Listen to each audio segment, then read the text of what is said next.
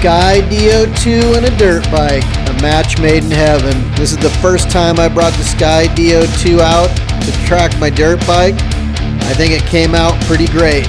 Wasn't without issues though.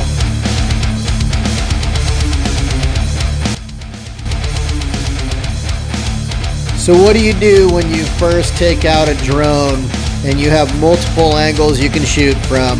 Of course, you gotta try every single one of them. So this was really my experiment today to see which angle I liked best. And I have to say, overall, I liked the drone when it was kind of in the front right, front left, right rear, or right left. The front and back shots, they were like, they were okay. And the side shots, you could see things, but you couldn't see the scenery. But anyway, I brought this drone out on this trail.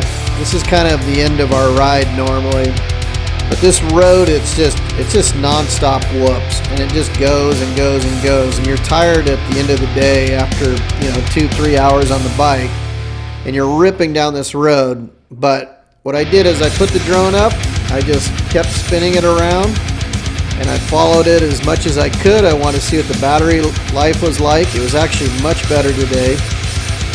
It's cooler today here in Vegas than the first time I put the drone up. I put it up about 3-4 days ago. It was 105, 110 degrees, and that just killed the batteries.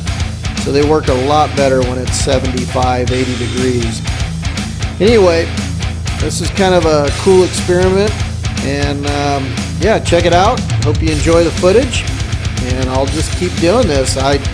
Hopefully the next time when I bring the drone out and I have it up higher and my buddies are there, I can actually get the thing to sync up, because that was one of those, oh, this is gonna be so cool moments, and then it was like kind of a letdown because my buddy's looking at me like, God, man, I got stuff to do today. I can't wait for this thing to sync up forever.